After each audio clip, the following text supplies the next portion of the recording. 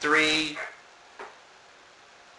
I've known Pascal for nearly 20 years, and all that time he's been writing something all the time. Either articles or screenplays, short stories, and now a novel. Identity Lost has generated extremely positive press, and all signs point to a hit for Pascal. Recently I had the chance to interview him for my blog, SatisfyingRetirement.com. Pascal, good evening. Good evening, Bob. Thanks for having me on Satisfying Retirement. My pleasure. It's a lot of fun to know somebody who's going to become a published author and live his dream, and for that you are saluted. And I have a couple of questions that actually were submitted by some of the readers of my blog, and I'd like to ask them now. Great. I'm looking forward to it. It's really a great opportunity. Thank you. I know personally that you've been writing a long time. I've known you for, I guess, almost 20 years, but have you been a writer for virtually all of your life? Yeah, I would like to think I have been writing all my life. You know, this is the first time I'm actually being formally published, and so I now can call myself an author because I've had a manuscript that's turned into a book that is now being published by an accepted publisher out of the East Coast, Ocean View Publishing.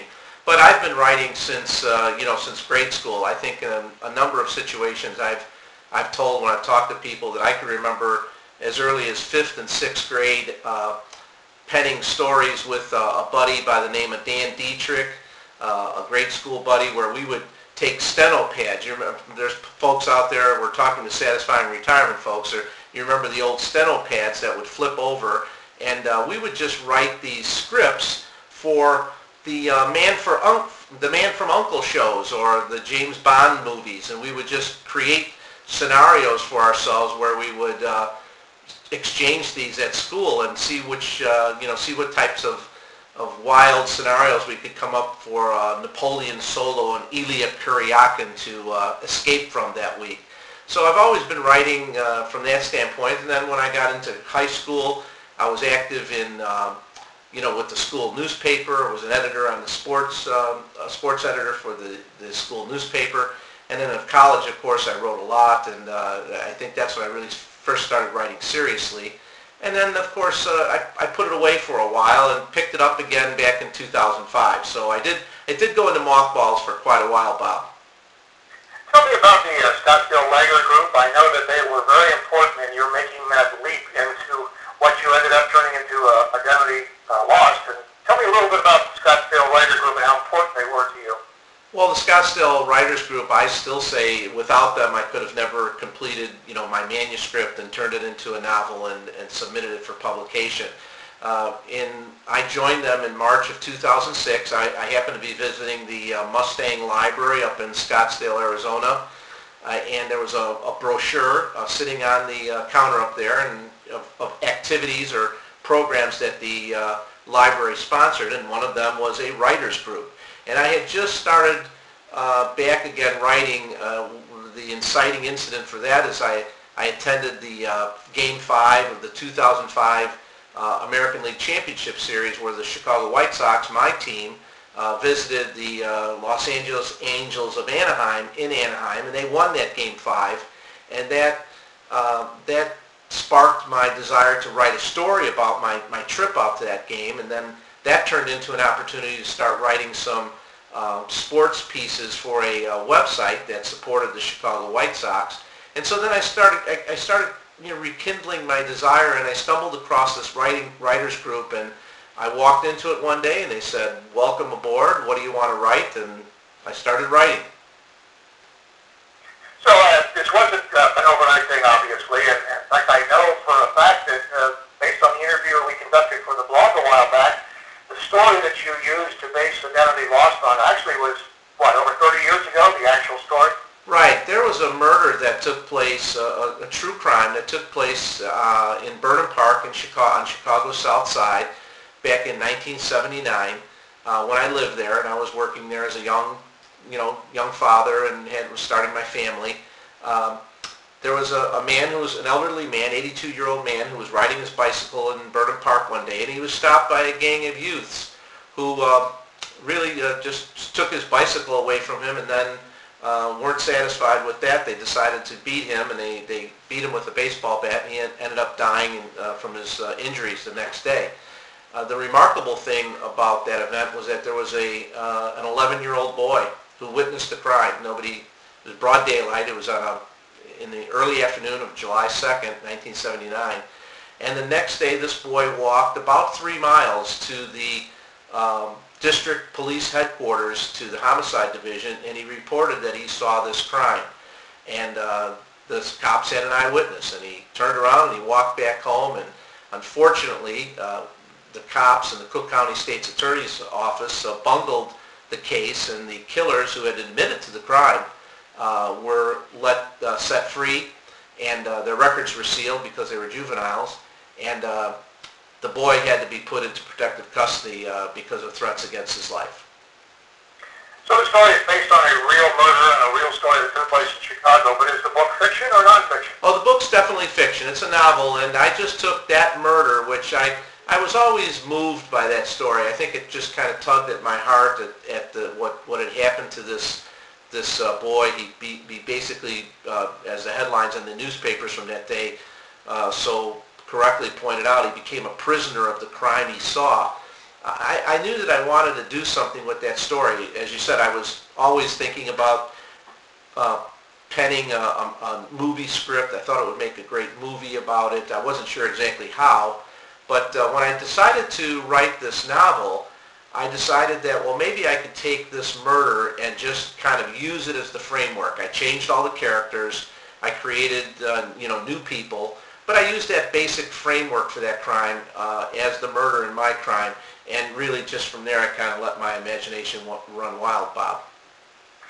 The interesting part, Pascal, is that the story, while the original story, as you described it, took place in Chicago, your book also takes place partly in Arizona. Is that correct? Right, and that was one of the things that I kind of fictionalized, was that when, in the true crime, when this boy was put into protective custody, in essence into witness protection, after moving to Arizona 17 years ago, I had always heard about people living out here in witness protection. Was it myth or fantasy or true? And of course, there was a famous Sammy the Bull Gravano case where there was a true crime syndicate figure who had been placed in witness protection here in Arizona, and he unfortunately blew his cover by creating more crime while he was out here. So I thought, well, if this boy had maybe been put in protective custody, I took my eyewitness in my crime and I put him in Arizona in protective custody. And the story picks up 30 years later with the boy turning into a man now, and he has a new career, and he unfortunately crosses paths with the killers once again. Sounds absolutely fascinating. I am very much looking forward to reading this. I'll be able to relate to both parts. I spent enough time in Chicago in business, and I live in Arizona, so this is something that's going to really catch my imagination. What was the most difficult part of getting published? I mean, you put a lot of years into this. You put a lot of blood, sweat, and tears, but what was the real toughest part of finally getting over that hump? I think as you asked the question today, I have maybe a new thought or maybe a new answer, but something just popped into my mind. I think it was the belief that I would get published. I mean, the most difficult part was continuing to have faith, continuing to believe that my story would get picked up by an agent or a publisher, and somebody would think it would be good enough to publish. And when that didn't happen right away, I mean, I completed the first draft of the manuscript in March of 2008, sometime maybe really just a few months after that. Then I started doing submissions, and I was getting rejections left and right. And then when I decided to just restructure the story, rethink it, and I went back and rewrote it, and I was continuing to do resubmissions, or submissions, I should say, it was just this constant thing of, boy, do I try again? Do I really, who am I kidding? Do I really think that this is going to get published? And I think it was just keeping that belief and not getting too dejected that when you would get rejection letters. I think probably that was the most difficult part, Bob. So this wasn't a mail in the manuscript and the very first publisher said, I want this. You got a few rejection letters, I understand. Oh, I did. It's funny, I really never counted them. until the other day. I think you and I were having this conversation with one of the people on your blog about how many times they had been rejected. And I was shocked at how many rejection letters I had. There were dozens and dozens of rejections that I had.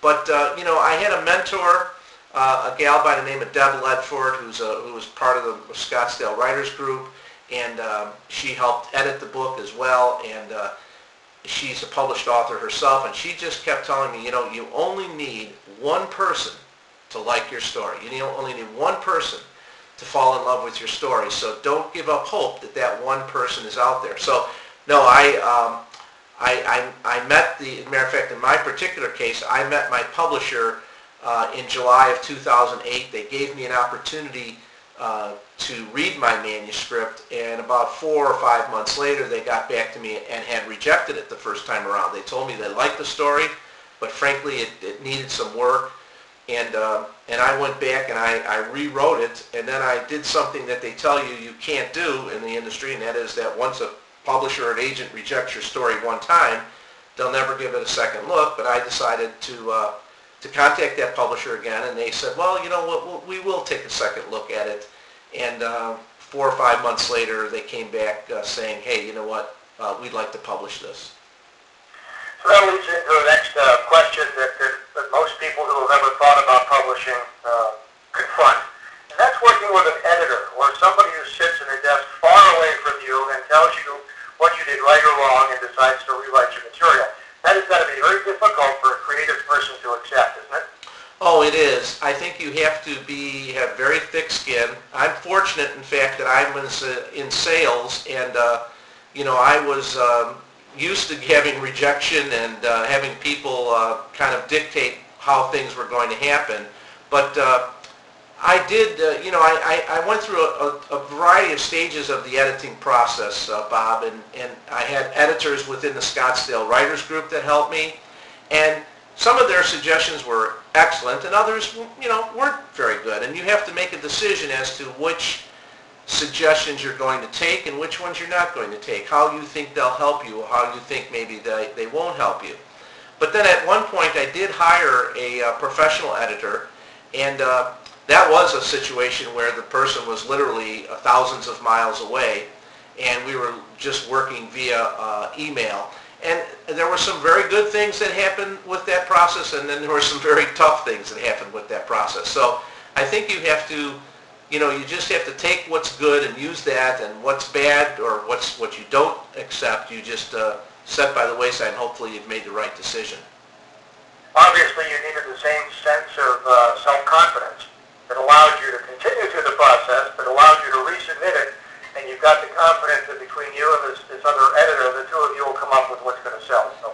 Yeah, I think that's a good point. I think self-confidence is just so important, because I think the thing that continually happens to any creative person, I would imagine, and as you talk to people who create, whether they're musicians or poets or artists, painters, there's always that little voice inside of you that says, oh, that's not good enough. You're not good enough. It needs to be better. It needs to be better. So you have to have that confidence that, you have to put it out there, you have to create it, and you have to believe that at some point somebody is going to like it and believe in it.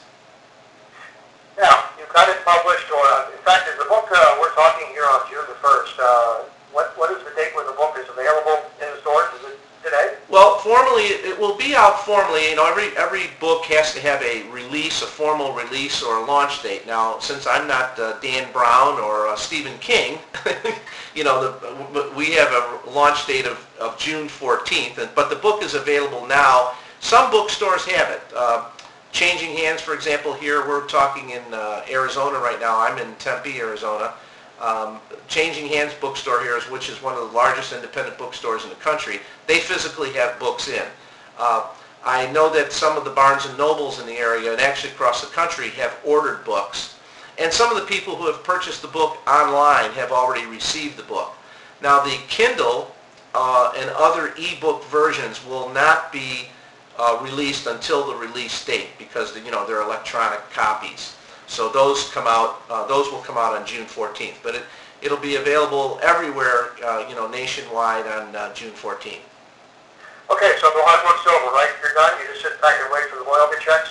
Boy, we were just talking about this last night, that the easy part, I really believe, I really say this, that, and people won't believe this, the easy part was writing the book.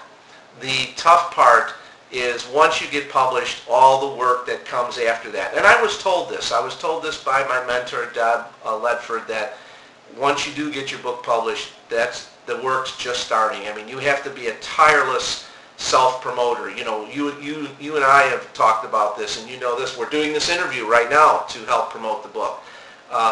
You have to do everything you can to let people know that this book is out there and it's available. And publishing today there's a new paradigm. The days of the publishing company doing everything for the author are over. My publisher told me from the day we met, from the day they offered me a contract, the most important person to promote this book will be you the author. So no, I'm still, and it's in a regard, it's keeping me away from writing, but that's okay. This will be just for a certain period, and then I'll get back to writing.